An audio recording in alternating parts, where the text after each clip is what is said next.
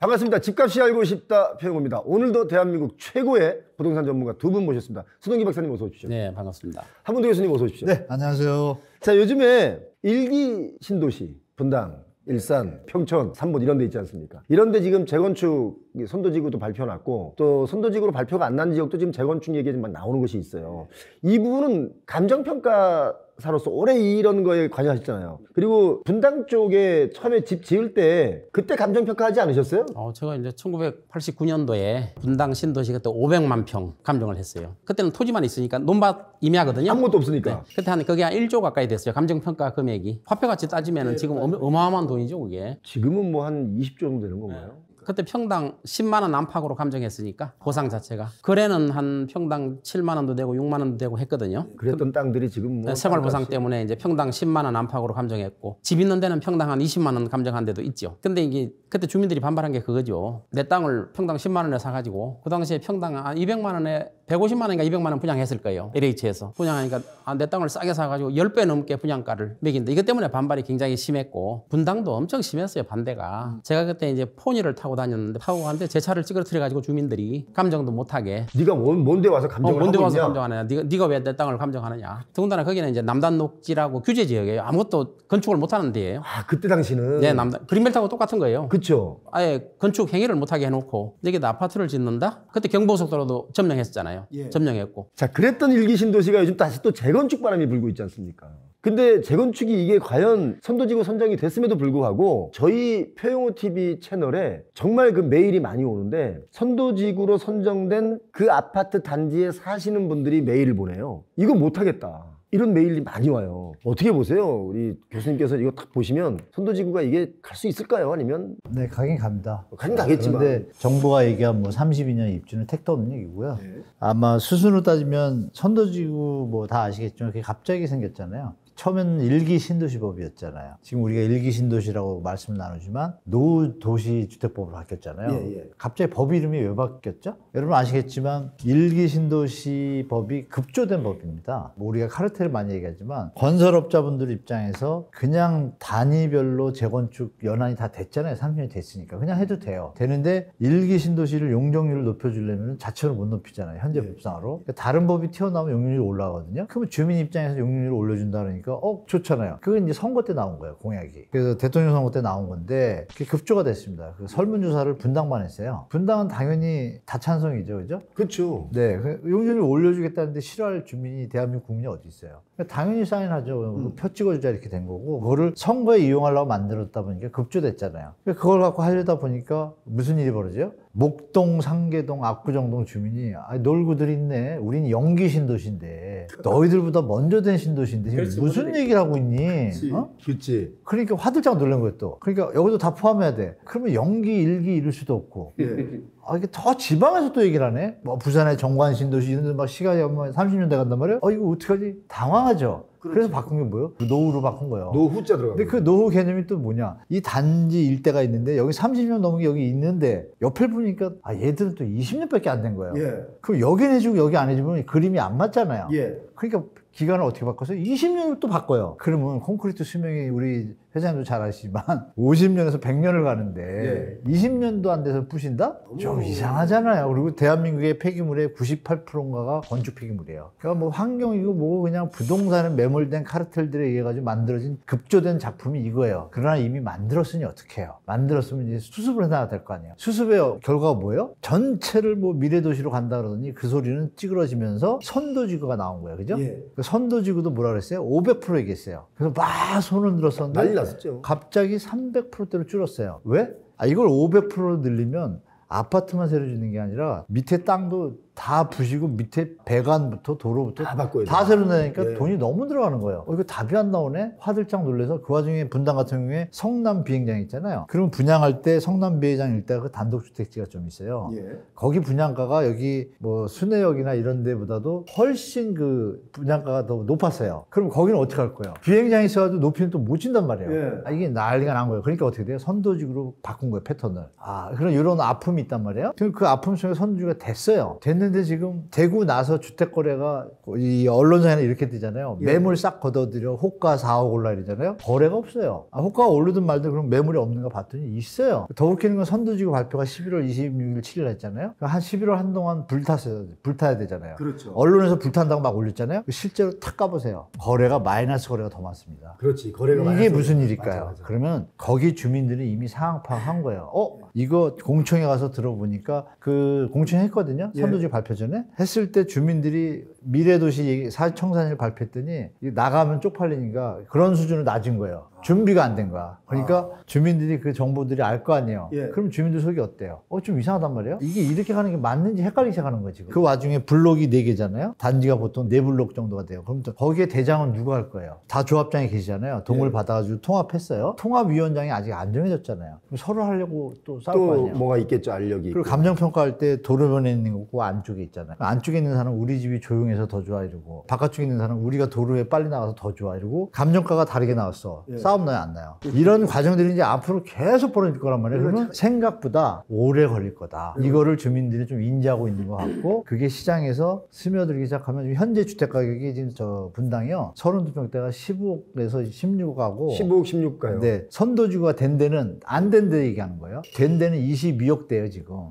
호가가 네. 그 거래가 안 되고 있고 그러면 그거를 사가지고 20억에서 무슨 부귀영화를 누리겠어요. 10년 기다려서. 여기서 이제 퀘스천이 나오는 거죠. 그래서 저는 약간 조정이 있고 난 뒤에 좀 다시 그때 거래가 될까. 지금은 일단 불꽃은 터뜨렸는데 그래서 마지막 말이 그거잖아요. 제가 쓴 말이 아니라 승자의 저주. 이 의미를 우리가 시청자분들이 잘 판단하시면 우리 2030 세대분들은 일기 신도시의 분당과 일대 일산 이 지역에 대해서 예. 풍운의 꿈을 안고 예전에 갭투자 시절 생각하시면 큰 오산이다. 철저히 계산하시고 몇 년 걸릴지 보시고 그리고 실제로 내가 투자한 돈에서 분담금도 아직 안 나왔어요. 그림이 없어요. 그러니까 지금은 기다려 보실 때라고 말씀드릴게요. 예. 저희 표용호 TV에 바로 이 문제로 제보 메일이 왔는데 제보가 와요? 지금 좀 전에 우리 교수님 말씀하신 것처럼 이게 16억이라는 거예요. 지금 거래가가 16억인데 선도지구 선정된 지역이에요. 그러니까 지금 거래된 게 그러니까 이건 좀 싸네요. 그래도. 우리 말씀하신 대로 좀 더 올라갈 수도 있겠죠. 호가가. 근데 16억인데 이분이 분석한 여러 가지 항목들을 일일이 다 적어놨더라고요. 본인이요? 예. 그분이요? 왜냐면 그분이 거기 사니까. 그래서 12억의 분담금이 나온다는 거예요. 분담금 플러스 부담금이라 그래서 공공기여분위기가 또 있죠. 그래 공공기여도 있고 뭐 전기도 더 끌어와야 되고 뭐도 더 끌어와야 되고 막 이게 여러 가지가 있어요. 아무튼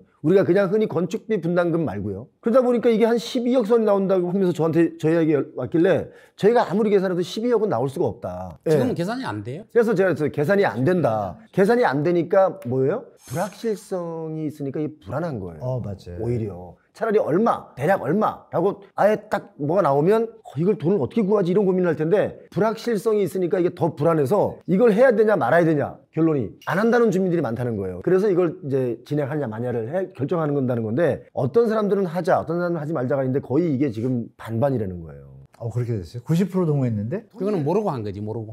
모르고 그냥 일단 사인했다가 왜냐면 용적률 올려주니까 교수님 말씀처럼 그러니까 당연히 이게 동의율이 높아지죠. 또 동의율이 높아야 일단 선도지구로 되니까. 근데 그리고 선도지구로 아예 안 되는 것보다 일단 되고 나서 고민하는 게 낫잖아요. 되고 났는데 보니까 얼마를 내야 되는지도 모르고 뭐 이러니까 이게 좀, 그렇죠. 이게 좀 약간 되고 나서도 안 한다 그러면 되니까. 그렇죠. 대학도 우리가 이 학교 저 학교 집어넣었다가 양쪽에 다 되면 그렇죠. 어디 갈까 고민하다가 결정하는 것처럼 그 개념인 거죠. 그래서 저는 그래서 우리 한문도 교수님 만나면 이거 가능성이 과연 얼마나 될까 이거 한번 여쭤보고 싶었던 부분이에요. 가능성은 100%인데요. 네. 시간이 20년 걸릴지 이게 이제 불확실한 거죠. 이게 되게 중요하잖아요. 그게 더 심한 거지, 20년 걸리는 지금 저 게. 선도지구 지역에서 보시면 지금 이 한 분도 뭐라는 거야? 아니, 지금 이럴 수 있는 아니죠. 거예요. 왜냐하면 이렇게 생각하시면 인기가 좋으셔. 음마 아파트가 그렇게 자리가 좋고 가격이 좋은데 지금 30년째잖아요. 30년째 치려고 그러는데 그 이유는 뭐냐면 그 뭐 여러 문제들이 있지만 사람들이 공공기관이 개입을 해가지고 잘 된 경우가 별로 없어요. 제가 볼게. 공공관리자 제도도 한번 들여왔다가 이거 없어졌거든요. 없어졌고.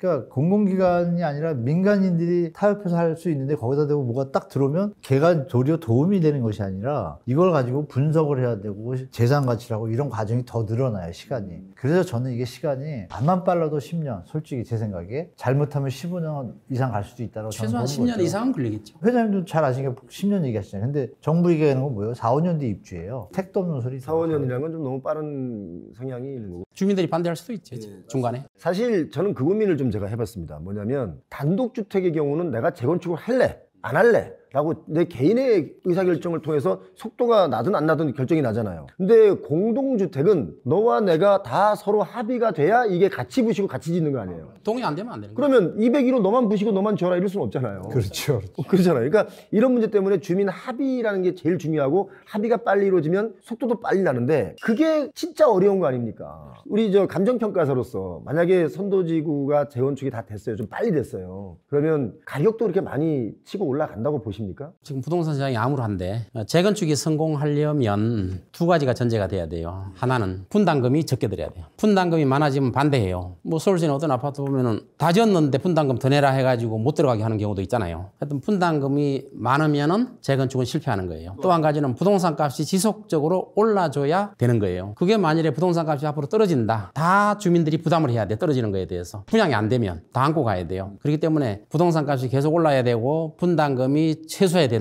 된다는 거예요.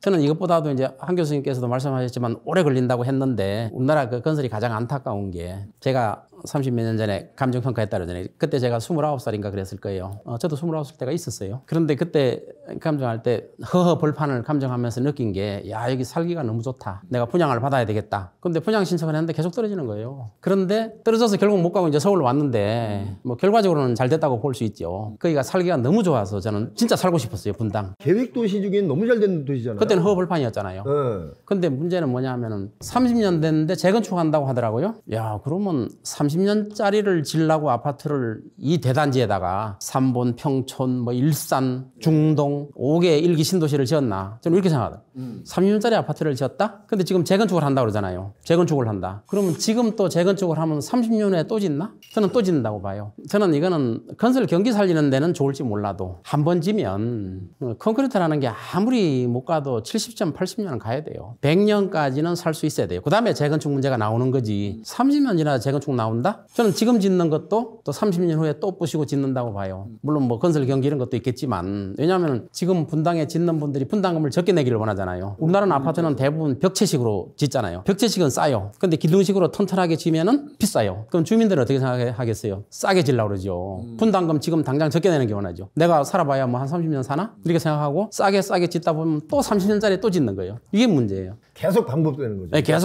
저는 그때 질 때 이거는 최소한 7, 80년 이상은 간다고 봤어요. 근데 30년 지나서 재건축을 한다? 근데 지금 짓는데도 30년짜리 뿐이 못 져요. 왜? 주민들이 분담금을 적게 내기를 원하기 때문에 자재를 싸게, 그러니까 싼 건축 공법을 택하는 거죠. 바로 벽체식. 이거 하나 여쭤볼게요. 재건축 아파트들이 그 배관 문제들이 있지 않습니까? 그래서 제가 생각하는 건 뭐냐면 아파트를 지을 때 벽체 밖으로 배관을 다 빼는 거예요. 그래서 배관만 따로 덮어. 예를 들면. 그렇게 하면 되죠. 근데 그러면 나중에 재건축을 해도 이것만 다 뜯어내고 다시 해야 되고 그러면 공사비가 비싸요. 그 공사비가 비싸서 못 한다 이거죠? 이제 주상복합 같은 경우 있잖아요. 예. 서울시내도 뭐 타워팰리스도 있고 여러 가지 이제 주상복합으로 높이진 거 있잖아요. 예. 그거는 저는 100년 정도는 간다고 봐요. 왜? 지을 때 튼튼하게 줬어요. 주상복합 질 때. 배관만 나중에 갈 수 있게 만들어놨어요. 그러니까 30년이라서 또 헌다? 이런 사태가 안 벌어져요. 그렇기 때문에 분양가가 엄청 비쌀 수밖에 없는 거예요. 그렇게 지면은. 근데 분당도 그렇게 지어야 돼요. 최소한 뭐 한 7, 80년은 가게 지어야지. 지금 저런 식으로 졌다. 만일에 공사비가 비싼, 분양가가 비싸고 공사비가 비싼 방향으로 진다면 주민들이 다 반대해요. 그러면 재건축이 안 되는 거예요. 안 되는 거죠. 그리고 이거 있지 않습니까? 사실 지금 만약에 어떤 아파트 단지를 재건축한다고 해서 다 따져보니까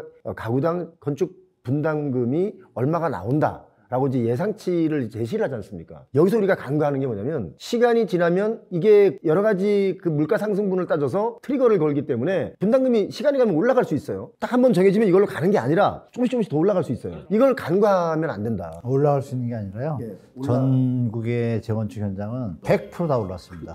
네, 그렇게 말씀드립니다. 분담금은 지금 계산이 안 돼요, 아예. 나중에 완공될 때쯤 해야 계산이 되는 거예요. 자, 한문도 교수님께 이거 여쭤볼게요. 이건 제가 가지고 있는 개인적인 의문사항인데 아마 여러분도 다 공감하실 내용입니다. 뭐냐면 자, 1기 신도시 30년 건축 연한으로 이제 재건축을 앞으로도 뭐 다 이제 여기저기 다 할 텐데 선도지구 아니라도 하긴 하겠죠. 자, 이렇게 되면 용적률을 다 올려주지 않습니까? 그래야 재건축이 가능하니까. 그죠? 그래야 하니까. 그러면 1기 신도시로만 딱 예를 들어보면 지금 주택 수가 1기 신도시에 만약에 만 채가 있다고 가정해요. 그 만 채가 있는데 용적률을 좀 30% 이렇게 올려주면 이게 13,000채로 늘어나잖아요. 그러면 지금 3기 신도시도 지금 하고 있잖아요. 주택은 계속 공급의 양이 숫자가 늘어나는데 우리 흔히 말하는 대로 인구도 줄어들고 여러 가지가 지금 녹록하지가 않습니다. 그러면 결국 이거 자체가 공급 과잉이라고 저는 생각하는데 교수님 생각은 어떤지? 그게 약간의 좀 관점을 다르게 할 분이 32평이나 25평 아파트를 통계나 이런 개념에서 단독주택이나 개념에서 그걸 제대로 된 주택으로 보는 어떤 성향이 있습니다. 우리 통계 기법에서. 그러면 지금 말씀하신 사람들이 살고 있는 주거지 가구 수는 2,300만이지만 그 중에서 진짜 완전 쬐고만 데 사시는 분도 있고 다세대 같은데 뭐 6평짜리도 많고 그런 걸 평균해 보면은 이 선진국으로 갈수록 점점 그 개인의 전유 면적이라는 게 늘어나요. 대한민국이 아직 선진국 수준이 안 됐어요. 그 얘기 뭐냐면 우리가 지금 누리고 있는 의식이나 뭐 문물이나 이런 걸 볼 때 본인이 느끼는 정상적인 주택의 개념이 다 머릿속에 있습니다. 물론 단독주택이나 다세대도 25평 정도면 괜찮은데 그렇지 않은 게 되게 많아요. 10평, 15평, 그렇죠. 19평이 작잖아요. 그런 개념에서 보면은 주택이 공급이 오버된다는 얘기는 지금 나오는 주택은 사람들이 가고자 하는 주택인 거고 현재 사는 주택 중에서 오래된 다세대나 다주택, 빌라 이런 것들은 계속 오래 살고 싶은 집은 아니잖아요. 좀 더 업그레이드하고 싶은 기분이 있잖아요. 선진국을 보면 전용 면적이 넓어지고 새로 짓는 양이 구축물이 없어지면서 대체를 하는데 면적이 넓어지니까 주택수가 늘어나는 것 같지만 실제로는 늘어나는 게 아니에요. 가구수에 비하면. 이거를 조금 이해하시면 지금 공급 부족이라고 만약에 건설사나 이런 데서 뭐 나중에 인구가 주니까 이제 더 짓지 말아야 이건 완전 뻥인 거죠. 왜? 자기들 현재 집을 팔아먹으려고. 그렇죠. 그러니까 이 공급 부족이 아니라 인구 감소로 인해서 공급 과잉이라는 거는 어느 시점이냐. 주택 보급률이 1000세대당 400세대 이상을 될 때, 1000가구에 400세대 이상 됐을 때 그때 이 유효회전율이라는 게 적정선이에요. 근데 우리 서울 이 인구는요, 지금 360, 70밖에 안 돼요. 20, 30% 모자라요. 그러니까 계속 집값이 이런 거고. 지방은 어때요, 여러분? 지방은 그 숫자가 지금 400대 거의 갔거든요. 그런 개념에서 보면 주택 공급이 과잉이라는 얘기는 일부 세력들의 부동산 왜곡을 일으키기 위한 논리이고 정상적인 뭐 LH나 국토부에서 계속 공부하시거나 회장님을 비롯해서 하신 분들은 적정 사람이 살만한 주택은 앞으로도 계속 공급해야 된다는 걸 알고 있는 거죠. 그런 개념에서 보면 현재 뭐 있는 물량 있잖아요. 뭐 120만 원 공공택지하고 이런 것들은 계속 해줘야 되는 거예요. 계속 그러면 2평, 3평, 4평, 5평에 사는 사람들은 거기 사나요? 그게 아니죠. 이 경제가 발전하고 문화가 발전하면 점점 넓은 집에서 생활 환경이 좋아지는 쪽으로 가는 게 국가가 가는 방향이잖아요. 전 세계가 그렇게 가고 있고 우리도 이제 그걸로 가야 돼요. 일본식으로 가면 안 돼요. 일본처럼 이 타임캡슐이라 가지고 거기서 찌어 살고 이런 거 하면 안 되고 그런 부분에서는 공급 과잉은 전혀 될 수가 없다. 저는 그럼 하나만 더 여쭤볼게요. 뭐냐면 사실은 그렇게 해서 새로운 주거 건물이 공급이 되면 이게 분양가나 가격이 비싸지 않습니까? 그러니까 작은 집에 소액의 돈을 가지고 살던 분들이 이 집을 또 내가 들어가서 살려면 엄청난 빚을 또 져야 되잖아요. 근데 그거는 이제 개인의 입장이고 지금부터 이제 국가가 잘해야 되는 거죠. 뭐냐면 용서고속도로 아시죠? 용인-서울 고속도로. 그 고속도로가 낮으면서 그 주택의 서울 접근성이 뛰어나게 되잖아요. 20, 30분이 와요, 서울에. 차로. 거기로 만약에 광역버스 같은 게 다닌다 그러면 되게 편하겠죠. 근데 그게 1조밖에 안 됩니다. 그 도로가, 고속도로가. 그러면 지금 정부와 이 카르텔과 국토부의 일부 이런 분들이 저는 카르텔 돼 있다고 봐요. 왜냐하면 의지만 있다라면 지금 저 서울에서 좀 벗어나면 그린벨트 쌓여 있잖아요. 그 중에서 굳이 서초구 쪽 이렇게 가까운 데 풀 게 아니라 조금만 가면 경기도 광주 가는 길에 고속도로 하나 돈다고 가정할게요. 거리랑 50km면 시속 100이면 30분이 모자라요. 그렇죠. 그럼 그 도로를 노는데 제가 1조밖에 안 된 그 금액과 그쪽에 그린벨트는 땅값이 얼마예요? 100만 원밖에 안 해요. 여기 2천만 원이지만. 그럼 그거를 계산해서 딱 두드려 보면요. 여러분 뭐 LH에서 뭐 조성원가 이런 거 얘기 들어보셨을 거예요. 그러니까 이제 제가 얘기하면 아마 LH에 계신 분들이나 다 제 말에 뭐 반론을 못 치게 할 거예요. 의지만 있으면 예를 들어서 보세요. 분당 어떻게 세웠어요? 우리 감정평가서 만들었잖아요. 그럴 만한 땅이 없을까요? 대한민국에 널렸잖아요. 많죠. 지금 논밭 지금 풀어주잖아요. 농업의 생산성이 떨어진다고 풀잖아요. 풀어가지고 각계 풀려야 할 게 아니라 그거를 갖다 국가가 제시를 하고 다 같이 짓고 환지 형태로 해서 재산가치 보존해주고 싼 땅을 딱 져가지고 도로 빡빡 뚫리고 중간에 분당처럼 판교처럼 이 사람들이 일할 수 있는 공간들이나 직장들을 그쪽에다 좀 밀어주고 법인세 감면해주고 그러면 그 지역에 살 거 아니에요. 서울 분산 효과 있고 이걸 하면 되는데 기득권 카르텔들이 서울에 배팅한 게 많거든. 그러니까 이런 부분이 있기 때문에 제가 볼 땐 대한민국이 이번 시즌이 골든타임인데 국가 미래를 위해서는 그런 방식으로 하다 보면 지금 말씀하신 뭐 좁은 집에서 가격을 따지고 이렇게 걱정할 것이 아니라 여기가 적어가지고 서울의 가장자리인데 5억인데 여기는 평당가 2, 3천이란 말이에요. 근데 내려가가지고 건축비 똑같고 100만 원짜리에다 작업을 하면 어떻게 되겠어요? 당연히 거긴 집값이 3억, 건축비 빼고 5억이면 된단 말이에요. 여긴 전세값이 5억인데. 예. 근데 교통에 큰 문제가 없어. 가죠, 그럼. 이거를 정부가 이제 해야 될 때다. 국가의 미래를 위해서. 그래서 저는 그쪽으로 갔으면 좋겠어요. 사실 지금 우리 교수님 말씀하신 이런 형태의 아파트들이 민간 임대 아파트라는 이름으로 많이 나와 있는데, 민간 임대 아파트에도 이게 자본이 들어가다 보니까 여기도 어마무시한 사건들이 많이 불거져 나오고 있습니다. 예, 이 민간 임대, 보통 우리가 임대 아파트라면 저렴하게 공급하는구나라고 알고 있고, 더군다나 거기 민간차 하나 붙으니까 일반적으로 민간에서 이렇게 저렴하게 분양하는 아파트구나라고 느끼는데, 정작 가면 사모펀드가 들어가 있다든지 결국 돈 놓고 돈 먹게 하는 이제 주체들이 하다 보니까 점점 가격이 올라가다 보니까 이게 민간 임대 아파트의 성향을 띈 게 아니라 다른 이제 그냥 부동산 장사가 돼버린 거예요. 그러니까 이런 것도 사실은 정부에서 좀 제대로 관리가 돼야 되지 않느냐. 빈곤입니다. 그렇습니까? 제가 뭐 아시는 분 아시겠지만 임대주택에 대해서 자칭 타칭 조금 생각을 많이 한 사람인데요. 정부가 의지만 있으면 똑같은 패턴입니다. 그죠? 의지만 있으면 표 대표님 말씀대로 우리 주거 안정에는 이게 직방인데, 이거를 지원만 하고 서민들한테 잘 갈 수 있는 그 알고리즘을 끊어놨어요. 투자를 하고 빼하고 이런 뭐 카르텔이라는 표현은 그렇고 시행하시는 분들의 이득을 위한 쪽에 정책의 방향이 가니까 실제로 주민들은 편의성도 떨어지고 돈만 빼먹는 이런 것처럼 이렇게 사회 갈등이 많아요. 근데 정부가 좀만 의지를 갖고 직주근접이나 이런 기본적인 도시계획의 근본을 다 알거든요. 당국자들이. 그걸 투입하면 전혀 이런 일이 없어요. 그러니까 안에서 문제죠, 안에서. 그러니까 저는 개인적으로 집값이 막 급등하는 지역도 있겠지만 국가가 할 일은 바로 이런 민간 임대 아파트를 저렴하게 서민층과 중산층을 위해서 분양을 하고 뭔가 만들어주면 이렇게 집값 많이 뛰어서 막 빚에 허덕이고 경기가 안 돌아가고 막 이러진 않지 않겠느냐. 제 개인적인 의견인데 이거를 안 고치고 계속 이걸 방관하고 있고 방치하고 있더라고요. 맞습니다. 이 민간 임대 아파트 때문에 골치 아픈 그 입주자분들, 머리 아픈 이분들이 국회고 어디 가서 막 항의하고 막 뭔가 막 얘기를 해도 그냥 다 들은 채만 찬다는 거예요. 저는 그게 이해가 안 가요. 왜 이걸 들은 채만 차냐 이거예요, 저는. 그래서 이 문제는 우리가 이렇게 머니사이드 같은 이런 또 빅 채널에 나와서 교수님처럼 이렇게 훌륭한 생각을 가지고, 우리 박사님처럼 훌륭한 생각을 가지고 이렇게 얘기를 해야 된다. 맞아요. 동의하십니까? 동의 안 하는 얼굴이시네요. 동의합니다.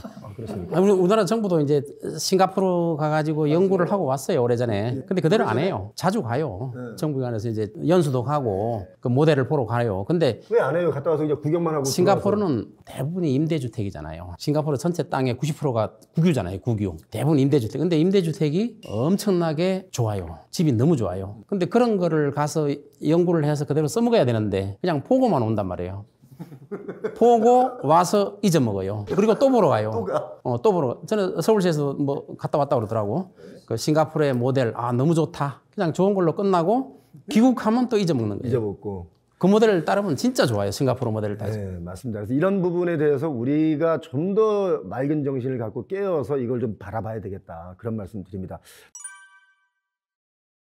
지금 전세대출 제도가 사실 말이 많습니다. 대한민국 집값에 불을 붙였다. 대한민국 집값에 계속 지탱해주는 근원이 되고 있다. 이거 문제가 많다. 이런 얘기들이 많이 나오고 있습니다. 그래서 전세 대출을 줄이니까 전세가가 좀 떨어진다 이런 분도 있고, 반대로 전세 대출을 줄이니까 반전세로 가는 분들이 있다. 뭐 이렇게 좀 불만도 얘기하시는 분들이 있는데, 이 부분은 감정평가사로서 이걸 쭉 시장을 다 그동안 수십 년 봐오셨기 때문에 이건 어떻게 보세요? 전세 대출 제도는 원래 해서는 안 되는 제도라고 봐요, 저는. 전세금 자체가 빚인데 그 빚을 하기 위해서 빚을 또 내준다? 전세대출을 또 해준다? 이거는 전세 사는 분들한테 또 서민들한테 도움되는 것도 있어요, 분명히. 근데 이거는 독약이에요. 장기적으로는 전세대출을 해주면 안 돼요. 지금 우리나라 정책을 보면 부동산에 대해서 장년들, 50대, 60대 이상에 대한 정책은 있는데 젊은이들을 위한 정책은 아무것도 없는 거예요. 젊은 분들이 영원히 집을 못 사는 정책을 지금 피고 있어요. 지금 50대, 60대는 다 집을 갖고 있잖아요. 그분들을 위한 정책만 계속 피는 거예요. 그러면 젊은 사람들은 평생 집을 못 사는 정책, 이게 바로 저는 그 중에 하나가 전세대출 제도라고 봐요. 이 전세대출을 해주면 빚 가지고 전세를 살라. 전세도 빚인데 빚으로 빚을 살라. 이거 아니에요. 그렇죠. 이러면은 뭐 서민들은 당장은 좋을 수 있어도 아까 말한 것처럼 이건 독약 같은 거다.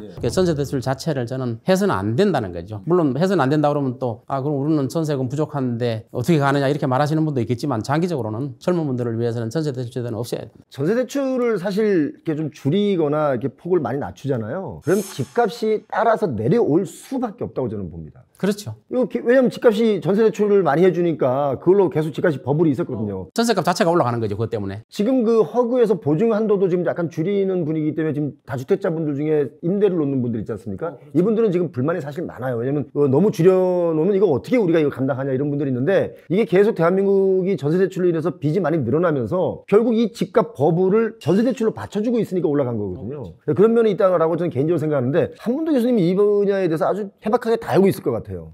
네네. 그 뭐 박근혜 정부가 트리거지만 MB 때 이미 실험을 했죠. 2008년도에 실험을 해서 1억을 했는데 집값이 딱 뛰는 거 확인됐단 말이에요. 그리고 전세난이 조금 있어가지고 그 당시에 2억으로 올리니까 집값이 갑자기 움직이는 게 보이니까 놀래가지고 다시 1억으로 낮춥니다. 실험을 했어요. 이미 했고 하고 났는데 아시겠지만 2015년도에 주택도시보증공사가 설립이 돼요. 근데 주택도시보증공사는 원래 그냥 회사였어요. 보증만 쓰는 회사인데 이게 공사가 돼요. 국가에서 관리하는. 근데 이게 왜 이쪽으로 넘어오냐? 이 전세 대출을 보증하려고 선작업이 된 거예요. 이 사업이. 여기도 일종의 미국의 프레디 맥이나 여기처럼 이 신용을 일으켜가지고 대출을 일으켜야 대출기관들이 돈을 벌고 자산 가치는 오른다는 구조를 이미 알고 있단 말이에요. 그거를 들어야겠는데 우리나라는 전세대출, 전세제도라는 묘한 제도가 있으니까 이거는 이제 그쪽 세력들이 그 연구를 한 거예요. 제가 볼 때. 첫째 의도는 뭐냐면 예전에 전세대출은요, 취약계층하고 뭐 사업이 망하거나 이런 분들 있잖아요. 어려운 분들이 안에서 중소기업 뭐 이렇게 초보 이렇게 뭐 직원들 하시거나 이럴 때 대출을 지원을 했어요. 정책 자금으로 싸게. 근데 이게 갑자기 2008년도에 실험을 하고 나더니 2015년도에 그 매뉴얼이 있을 거 아니에요. 근데 그 당시 기억하시지만 2008년도, 9년도에 금융위원회가 생겨요. 지금 저는 여기서 처음으로 말씀드리면 금융위원회는 정말 썩어빠진 정책을 빨리 간둬야 됩니다.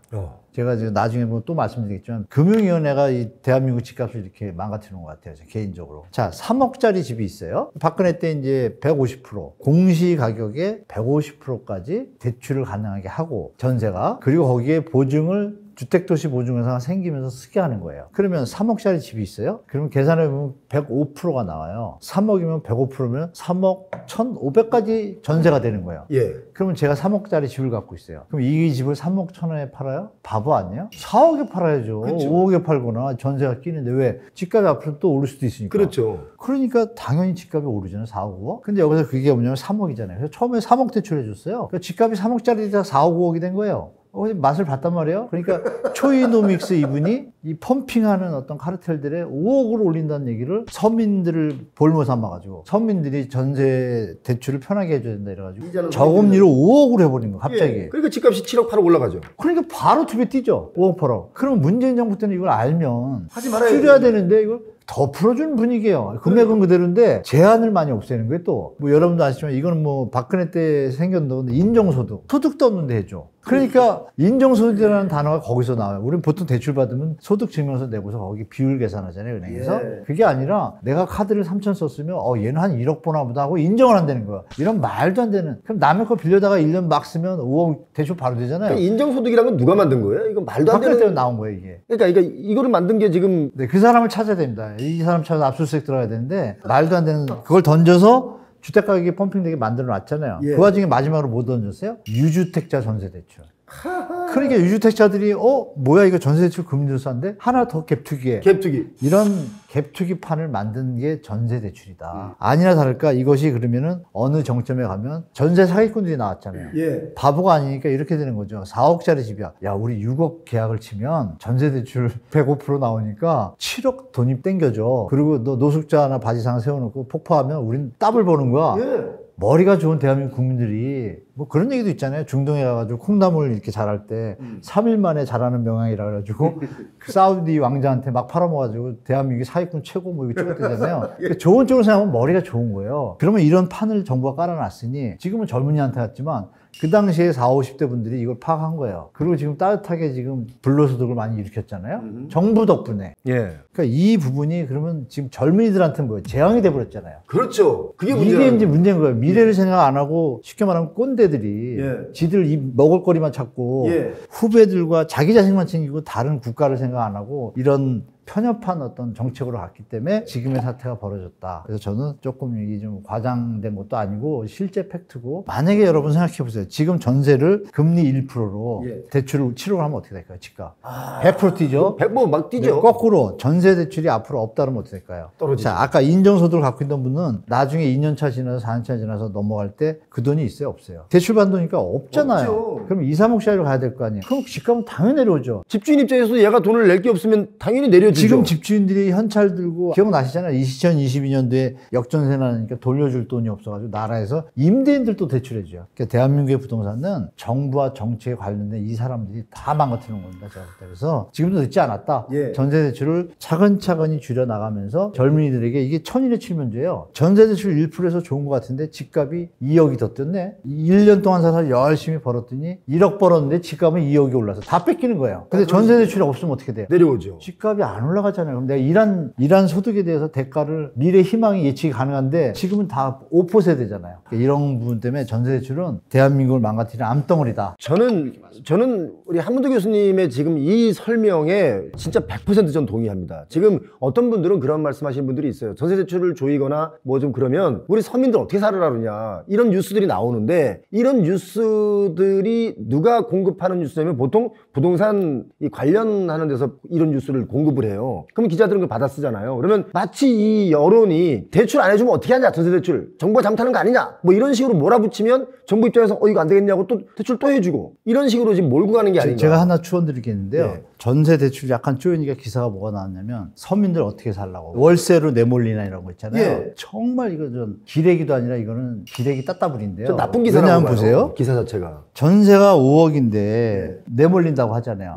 고통은 잠시지만 앞으로 미래 희망이 있다면 택하시겠어요? 당연하죠. 당연하죠. 자, 5억인데 전세 대출이 안 되는 집값이 어떻게 돼요? 3억으로 내려갔다고 가정을 하면 월세 값이 어떻게 되겠어요? 내려가죠. 내려가죠. 그러니까 지금은 잠시 월세로 몰리는 것 같지만 그 거품들이 다 꺼지면 소득 수준에 맞게 월세가 맞춰진단 말이에요. 전세 가격이 이렇게 높으니까 월세도 거기 맞춰진 거 아니에요. 내려가면 거기 맞춰질 거 아니에요. 월세 가느니 전세 가죠. 낮춰진 절세로. 그렇죠. 그러니까 월세도 따라서 내려올 거 아니에요. 거기에 시간차가 좀 필요하다. 이거를 우리 잘 아셔야 돼요. 그래서 기레기님들은 그런 월세로 내몰리나 이런 기사는 정말 단편적으로 일시적인 공포심이나 인간의 뇌세포를 조금 뭐랄까 기반하는 기사예요. 제가 볼 때. 그래서 우리 시청자분들은 지금 말씀드린 내용을 한번 중장기적으로 생각해 보시면, 아, 전세대출 제도가 얼마나 나쁜 건지 알 수 있구나. 전 정말 참 다행이라고 생각되는 것 중에 하나가, 제가 오늘 표용호 TV에서 바로 이 부분을 제가 설명하는 녹화를 하고 왔어요. 근데 지금 제가 한 그 얘기와 교수님께서 하시는 말씀이 너무 똑같으니까 제가 영광입니다. 짜고 한 거예요, 둘이? 아, 저는 아닌데요. 저는 뭐 이 얘기를 몇 년부터 말씀드렸으니까. 그러니까요. 근데 와, 존경합니다. 자, 그럼 이제 이거 하나만 물어보고 오늘 시간 가능할게요.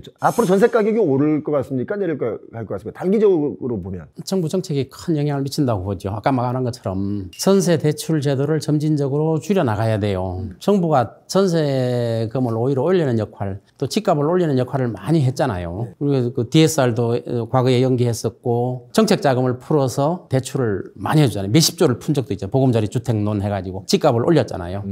이런 것들, 이런 정책 자금들, 이런 것들은 집값을 올리는 한 원인이기 때문에 빚을 내서 집값을 올리는 이러한 정부의 정책은 지금 없어져야 된다고 봐요. 전세도 마찬가지예요. 전세도 이런 대출을 해주면서 달콤한 걸 주면서 나중에 결국은 집을 못 사게 만드는, 전세값이 올리면 뭐예요? 나중에 집값이 더 올라버리니까 못 사잖아요. 그래서 제가 아까 말한 것처럼 정부의 정책이 장년들을 위한 정책이 아니라 젊은이들을 위한 정책을 생각해 내야 된다. 지금 초고층 아파트 짓는 것도 마찬가지예요. 장년들을 위한 정책이에요. 젊은 사람들은 나중에 어떻게 살라고? 못 살아요. 초고층 아파트 지금 홍콩 같은데 어때요? 지금 뭐 40% 이상 떨어졌잖아요. 홍콩 40% 아파트값 지금 폭락했어요. 폭락했잖아요. 우리나라도 그렇게 폭락될 거예요. 초고층 지어봤자. 그러면 그걸 당하는 사람들은 누구예요? 지금 20대, 30대예요. 맞아요. 그들이 또 고가로 빚을 내서 사잖아요. 그분들이 빚내서 고가로 사죠? 나중에 또 폭삭 망하죠? 그럼 어떻게 누가 책임지냐고. 그러니까 장년들을 위한 정책은 그만하고 장기적인 안목을 가진 정책을 해라. 그래서 빚을 내서 대출을 해주는 전세 대출, 이런 것들은 저는 점진적으로 줄이든가 없애든가 해야 된다. 이렇게 저는 보고 있어요. 우리 한문도 교수님께서는 서울 수도권은 조금 조정받을 것 같습니다. 하방 쪽으로. 하방 입주 물량이 일단 많고요. 지금 전세 가격이 일단 피크를 찍은 게 보입니다. 둔촌중공 예를 들면 7월 7월, 8월, 9월 거기가 입주 마감이 3월 달인데 저 잔금일은 1월 중에 있어요. 그럼 전세 누르려면은 한두 달 앞에 두면 11월 말이나 12월 초에는 마무리를 줘야 되잖아요. 불과 3-4달 전에는 기사 보셨을 거예요. 여러분들 뭐 둔촌주공 뭐 끄떡 없어. 호가 올라가 도리어 뭐 대단지에 뭐 좋은 기사들이 많이 나왔는데 그때 호가가 최고 12억 5천까지 갔어요. 국평이. 네, 호가가 12억 5천까지 가고 하단이 9억 후반이나 10억 초반이었어요. 그게 이제 7, 8월 얘기예요. 지금 좀 떨어졌습니다. 7월 달쯤에는 7, 8월에서 시작했는데 갑자기 한 달 사이에 기사가 나오면서 갑자기 확 올랐어요. 2, 3억씩. 그러고서 11월이 되면서 그게 한 단계 낮춰집니다. 한 1억씩.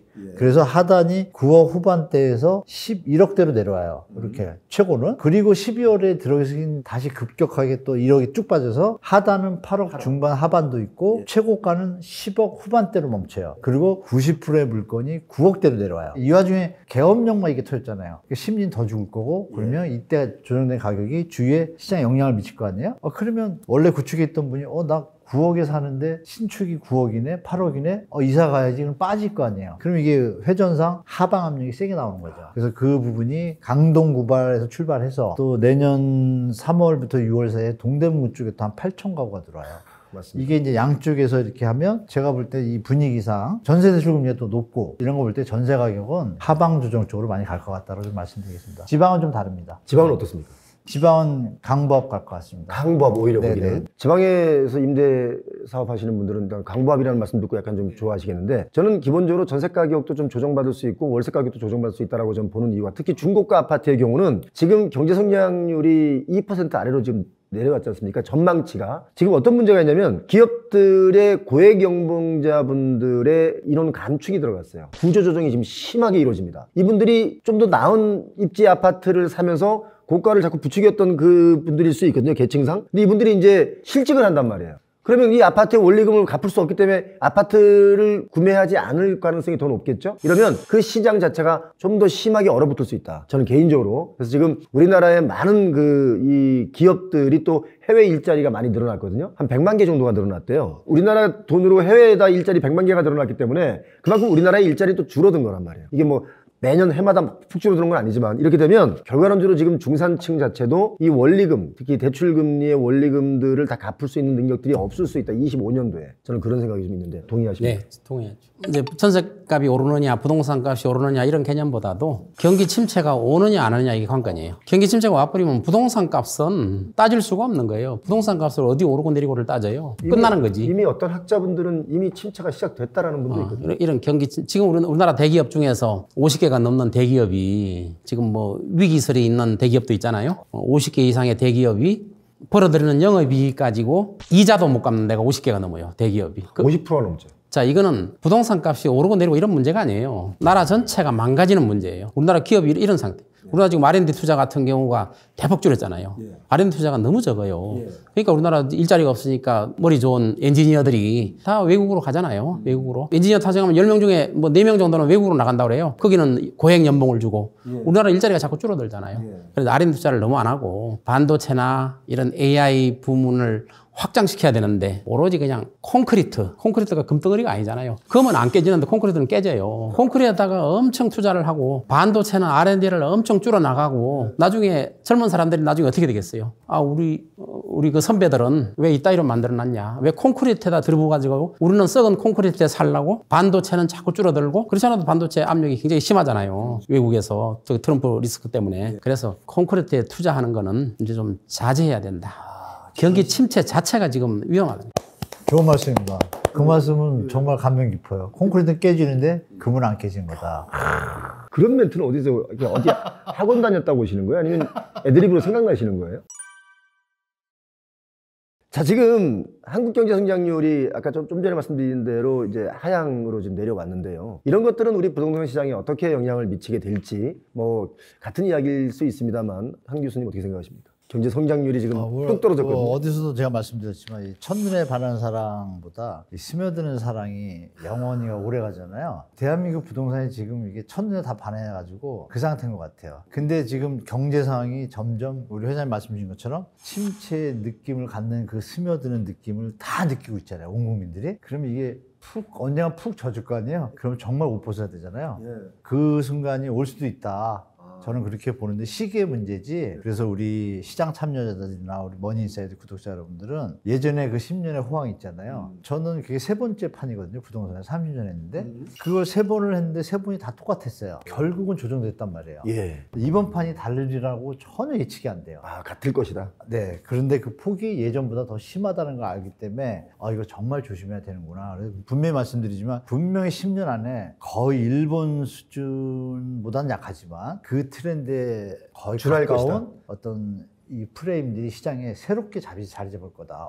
부동산 인지 불패가 아니네라는 프레임이 10년 안에 빠르면 5년 안에 나올 수 있는 소지가 너무 많다라고 좀 말씀드리겠습니다. 그래서 보시고 나서 갑자기 뭐 이민 정책을 해가지고 인구가 한 2천만 늘지 않는 한은 저는 답이 없다. 그래서 답이 없다는 게 뭐냐면 부동산이 계속 상승해서 투자 차익을 일으키는 시대는 이젠 아니다. 예전하고 다르다라고 말씀드릴게요. 우리 한문도 교수님께 박수 한번 보내주시죠. 왜냐면 뭐 좋은 일 있어요? 시적이지 않습니까? 스며드는 사랑이 좋다. 그러니까 첫눈에 반한 사랑보다는 그 말은 좋았어요. 요즘에 죄송하지만 교수님 사랑하십니까? 그런 시적인 저는 뭐 대한민국을 사랑하고 우리 국민들을 사랑하고 표 대표님도 사랑하고 서회장님도 사랑하고 다 사랑하죠. 항상 자애로우셔. 항상. 다 사랑하는 건 사랑하는 게 아니죠. 아니죠. 사랑하지 않는 것도 있어요. 트럼프는 사랑 안 해요. 조금 전에 그 일본 따라가지 않을 거라고 그랬어요? 네, 따라갈 거라고 보고 있는 거죠. 일본 따라갈 거라고 봐요? 네. 일본 못 따라가요. 우리가? 왜? 못 따라간다니요. 경제 대국이에요. 3, 4위를 왔다 갔다 해요. 우리는 뭐 10위 밑이잖아요. 7, 8위, 8, 9위 하죠. 일본이 침체가 2017년까지 왔으니까 한 25년 이상 침체가 왔잖아요. 일본처럼 경제 대국, 우리가 인정하기 싫지만 경제 대국이잖아요. 펀더먼털이 튼튼하잖아요. 우리는 일본만큼 펀더먼털이 없어요. 달러도 그만큼 없어요. 펀더먼털이 없는데 어떻게 일본을 따라갑니까? 일본이 25년 하락했으면 우리는 50년 정도 하락한다고 봐요. 더 깊게 하락할 수 있다 이 말씀이군요. 네. 일본을 따라가지를 못해요. 저는 대한민국 국민을 믿습니다. 근데 펀더먼털이 없는데. 펀더멘탈로는 회장님 말씀이 맞는데 그거기가 되면 분명히 대한민국 우리 국민들이나 정치인들은 또다시 한번 부응할 어떤 의견들이 모아질 거라고 봐요. 그러면 다시 한번 그 뒤에 30년 여기 왔지만 우리는 25년 차 넘어서 새로운 출발이 될 거다. 저는 거꾸로. 희망이 보인다. 네, 국민성 자체가. 국민성 때문에. 네. 그 일본의 부동산 버블이 터진 이유를 저는 개인적으로 제가 두 가지를 꼽자면 하나는 버블이었기 때문에 터진 거고 두 번째는 저성장이 오래 갔기 때문에 부동산에 대한 투자 가치를 못 느꼈기 때문에 이게 계속 부동산 시장이 그렇죠. 얼어붙었다. 부동산을 사가지고 돈이 안 된다. 그렇지. 이렇게 본 거지. 그러니까 우리나라도 이제 그런 시점이 지금 오고 있다. 분명히 와요, 그거는. 근데 제가 얼마 전에 제가 사우나에서 이렇게 샤워를 하는데 좀 연세 지긋하신 분이 저렇게 툭툭 쳐요. 그래서 왜 이러세요? 그랬더니 저 부동산 시장을 어떻게 보는 거예요? 그러는 거예요. 아니 내가 한남동에 저 땡땡 아파트 제일 비싼 거 샀는데 그거 앞으로 한 400억, 500억 가지 않나? 이러는 거예요. 아직도 부동산이 계속 고점과 고점을 연이어 뚫을 거다라고 믿는 분들은 아직도 있어요. 있죠. 네, 그런 분들이 자꾸 고가를 형성하면 저기가 얼마에 팔렸다. 그래서 얼마에 팔렸으니까 우린 또 얼마야 라는 개념이 또 강한 나라이기 때문에 이런 게 우리 부동산 시장의 위험 요소다라고 저는 개인적으로 봅니다. 400억, 500억 할 수 있죠. 환율이 엄청나게 폭등하고 원화 가치가 휴지 조각이 되면 400억, 500억 더 이상 갈 수 있는 거죠. 그러면 이제 아르헨티나나 베네수엘라처럼 그렇죠. 그것처럼 되는 거죠. 되는 그러면 거니까. 400억, 500억, 1000억 할 수 있죠. 그렇죠. 너희 집 얼마니? 20평인데 우리 집은 싸 2천억밖에 안 해. 이런 날이 온다는 거죠. 라면 값은 한 100억밖에 안 해. 뭐 이런 날이 오는 거예요. 그게 이제 엄청난 경기 침체거든요. 그런 게 와서는 안 되겠죠. 안 되죠. 우리나라 돈이 휴지 조각이 되면 안 되는. 버블이 낀다는 얘기니까 그거는. 자, 그래서 여러분 제가 드리고 싶은 말은 그 말씀입니다. 뭐냐면 너무 부동산을 믿고 너무 그렇게 자꾸 상승 쪽으로만 이거 몰고 가다 보면 나라 전체가 어려울 수 있다. 지금 그 정도로 와 있다. 개념을 좀 우리 다 같이 좀 가졌으면 좋겠다는 생각이 있습니다.